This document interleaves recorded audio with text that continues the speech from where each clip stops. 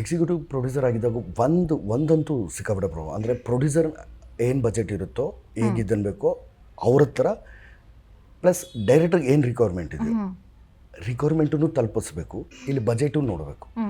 In between ಇದೆಯಲ್ಲ ಆ technician ಅದೆಲ್ಲ, ಆ ಇನ್ ಬಿಟ್ವೀನ್ ಮಾಡೋದಿದೆಯಲ್ಲ, ಯಾಕಂದರೆ ಸಿನಿಮಾನೂ ಚೆನ್ನಾಗಾಗಬೇಕು. ಡೈರೆಕ್ಟರ್ ಏನು ಅಂದ್ಕೊಂಡಿರ್ತಾರೋ ಆ ಕತೆಗೆ ಅದನ್ನೆಲ್ಲ ಒದಗಿಸ್ಬೇಕು. ಪಾಪ ಇವ್ರ ಹತ್ರ ಎಷ್ಟು ಬಜೆಟ್ ಇದೆ ಆ ಬಜೆಟ್ ಮೀರಿನೂ ಹೋಗಬಾರ್ದು. ಇನ್ ಬಿಟ್ವೀನಲ್ಲಿ ಎಲ್ಲರೂ ಎಲ್ಲ ಡಿಪಾರ್ಟ್ಮೆಂಟ್ಗಳಿಗೂ ಕನ್ವಿನ್ಸ್ ಮಾಡ್ಕೊಂಡು ಎಲ್ಲ ಡಿಪಾರ್ಟ್ಮೆಂಟ್ಗಳ ಜೊತೆಗೆ ಮಾತಾಡ್ಕೊಂಡು ಹೋಗೋದಿದೆಯಲ್ಲ, ದಟ್ ಈಸ್ ವಾಟ್.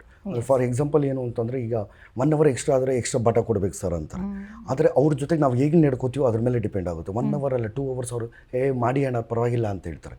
ಮತ್ತು ಇನ್ನು 2 ದಿನ ಆದಮೇಲೆ ಮತ್ತೆ 1 hour ಅಂತಂದರೆ ಅವ್ರಿಗೂ ಅದು ಇದಾಗುತ್ತೆ, 1.5 hour ಎಕ್ಸ್ಟ್ರಾ ಅಂತ. ಆ 1.5 hour ಇರಬೇಕಾದ್ರೆ ಅವಾಗ ಮಗ ಎಲ್ರಿಗೂ ಪಾರ್ಟಿ ಕೊಡಿಸ್ತೀನಿ ಮಗ, 1.5 hour ಎಕ್ಸ್ಟ್ರಾ ಮಾಡಿಕೊಟ್ಬಿಡಿ ಅಂತಂದರೆ ಅವ್ರದ್ದು ಏನೇನು ಬೇಕೋ ಎಲ್ಲ ಬರ್ಕೊಂಡು ಪಾರ್ಟಿ ಕೊಡಿಸ್ಬಿಟ್ರೆ ಖುಷಿ ಆಗ್ತಾರೆ. ಅದೇ ಪ್ರೊಡ್ಯೂಸರ್ಗೆ ಒಂದು ಎಕ್ಸ್ಟ್ರಾ ಬಾಟ ಅಂತ ಹೋಯ್ತು ಅಂದರೆ ಅಲ್ಲಿ ಮತ್ತೆ ಹೇಗೆ 20,000 ಆಗುತ್ತೆ. ಅದೇ ಎಲ್ರಿಗೂ ಪಾರ್ಟಿ ಕೊಡಿಸ್ತೀನಿ ಅಂತಂದರೆ ಅಲ್ಲಿ ಒಂದು 7-8 ಸಾವಿರದಲ್ಲಿ ಮುಗ್ದೋಗುತ್ತೆ. ಆ ಕಡೆ ಪ್ರೊಡ್ಯೂಸರ್ಗೂ ಉಳಿಸ್ದಂಗೆ ಆಗುತ್ತೆ, ಈ ಕಡೆ ಕೆಲಸ ಆದಂಗೂ ಆಗುತ್ತೆ. ಡೈರೆಕ್ಟರ್ಗೆ ಏನು ಬೇಕೋ ಎಕ್ಸ್ಟ್ರಾ ಶಾರ್ಟ್ ಅದು ಕಾಂಪ್ರೋ ಆಗದಿರೋ ಒಂದು 2-3 ಶಾರ್ಟ್ ತೊಗೊಂಡೋಗೋ ಆಗುತ್ತೆ. ಇದನ್ನೆಲ್ಲ ಮ್ಯಾನೇಜ್ ಮಾಡೋವಂಥದ್ದು ಅಷ್ಟೇ ಎಕ್ಸಿಕ್ಯೂಟಿವ್ ಪ್ರೊಡ್ಯೂಸರ್. ಇನ್ನೆಂಥ ಅದೆಲ್ಲನೂ ಮ್ಯಾನೇಜ್ ಮಾಡಬೇಕು.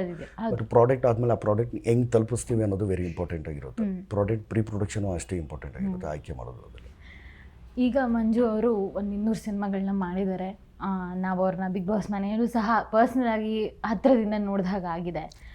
ರಂಗಭೂಮಿಲಿ ನೋಡಿದ್ದೀವಿ, ಥಿಯೇಟ್ರಲ್ಲಿ ನೋಡಿದ್ದೀವೆಲ್ಲ ಆಗಿದ್ದೀವಿ. ಈಗ ತುಂಬ ಒಂದು ನಿಮ್ಮ ಯೋಚನೆಗೆ ನಾವು ಕೆಲಸ ಕೊಡ್ತಾ ಇದ್ದೀವಿ ಅಂದ್ಕೊಳ್ಳಿ. ಒಂದು 10 ವರ್ಷದ ಕೆಳಗಡೆ ಇರೋ ಮಂಜು ಹೇಗಿದ್ದಿದ್ದು, ಇವಾಗಿನ ಮಂಜುಗೆ ಹೋಲಿಸ್ಕೊಂಡ್ರೆ ಒಂದು 10 years ಕೆಳಗೆ 5-6 years ಇದ್ದಾಗ ಮಂಜು ಯಾವ ರೀತಿ ಇದ್ದಿದ್ದು? ಅಂದರೆ ಒಂದಷ್ಟು ನಂಬಿ ಮೋಸ ಹೋಗ್ಬಿಟ್ಟಿದ್ದೆ. ಒಂದಷ್ಟು ಕಡೆ ದುಡ್ಡು ಹಾಕಿ ಸಿನಿಮಾಗಳಿಗೆ ಆ ಥರ ನಂಬಿ ಮೋಸ ಹೋಗಿ ಒಂದು ಸಿಕ್ಕಾಪಟ್ಟೆ ಮೂಡಿ ಮಂಜ ಆಗಿದ್ದ. ಕೆಲಸ ಇದ್ದಾಗ ಮಾತ್ರ ಆಚೆ ಹೋಗ್ತಿದ್ದ. ಅದರ್ವೈಸು ಯಾರಿಗೂ ಜನಗಳಂದ್ರೇ ಅಸಹ್ಯ ಇರ್ತಕ್ಕಂಥ ಒಬ್ಬ ಮನುಷ್ಯ. ಯಾರು ಜನಗಳೇ ಅಸಹ್ಯ, ಆಚೆ ಹೋಗ್ತಿರ್ಲಿಲ್ಲ ಮನೆಯಿಂದ ಆಚೆ. ಆ ಥರದ ಮಂಜ ಇವತ್ತು ಯಾರೇ ಬಂದ್ರೂ ಎಲ್ಲರ ಹತ್ರ ಕೂತು ಮಾತಾಡ್ತಾನೆ, ಎಲ್ರೂ ಒಂದು ನಗು ಮುಖದಿಂದ ಎಲ್ರಿಗೂ ಏನೋ ಮಾಡ್ದಿರ ಕಳಿಸ್ಕೊಡ್ತಾನೆ. ಎಲ್ಲೋ ಒಂದೇ ಕಡೆ ಕಳೆದು ಹೋಗ್ತಿದ್ದಿದ್ದು ಮಂಜ ಅವನೇ ಕಂಡುಕೊಂಡು ಒಂದು ಬಿಗ್ ಬಾಸ್ ಇದಿರ್ಬೋದು, ಆಮೇಲೆ ಮ್ಯಾಕ್ಸ್ ಸಿನಿಮಾದಲ್ಲಿ ಈ ಥರದಲ್ಲೆಲ್ಲ ಒಂದಷ್ಟು ಜನಗಳಿಗೆ ಹತ್ರ ಆಗ್ತಾ ಇದ್ದಾನೆ, ಜನಗಳಿಗೆ ಪ್ರೀತಿ ಗಳಿಸ್ತಿದ್ದಾನೆ, ಅವರ ಆಶೀರ್ವಾದ ಪಡ್ಕೋತಿದ್ದಾನೆ ಮಂಜ.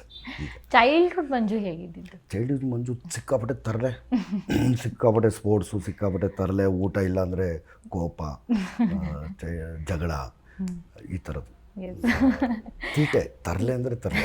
ಎಷ್ಟು ಒದೆ ತಿಂತಿದ್ನೋ ಗೊತ್ತಿಲ್ಲ ಅಪ್ಪ. ಅದು ಅಮ್ಮನ ಸೆರಗ್ ಬಂದು ಹಿಡ್ಕೊತಿದ್ದೆ, ಲಾಸ್ಟಿಗೆ ಏನಾದರೂ ಹೊಡೆದು ಹಿಡಿದ್ರೆ ಅಂತ. ಈ ಕಡೆ ಅಜ್ಜಿ ಈ ಕಡೆ ಪ್ರೊಟೆಕ್ಟ್ ಮಾಡ್ಕೊಳಕ್ಕೆ ಹೋಗ್ತಿದ್ದೆ. ಯಾವುದೋ ಕಮೆಂಟ್ ಸ್ಟಡೀಸ್ ಅಂತ ಹೇಳ್ಬಿಟ್ಟು ಹೋಗ್ಬಿಟ್ಟು ಎಲ್ಲೆಲ್ಲೋ ಅಡುಗೆಗಳು ಮಾಡ್ಕೊಂಡು ತಿನ್ನೋಕೆ ಹೋಗ್ತಿದ್ವಿ. ಆಮೇಲೆ ಎಲ್ಲೆಲ್ಲೋ ಕಾಡಲ್ಲಿ ಅವೆಲ್ಲ ಒದೆ ತಿಂದಿದ್ವಿ. ನಮ್ಮದೇ ಇವತ್ತು ಮರ, ಎಳ್ನೀರು ಮರ ಇರಬೇಕಾದ್ರೆ ಬೇರೆಯವ್ರ ಮರದಲ್ಲಿ ಎಳ್ನೀರು ಕದ್ಕೊಂಡು ಅಲ್ಲಿ ಒದೆ ತಿನ್ನೋದು.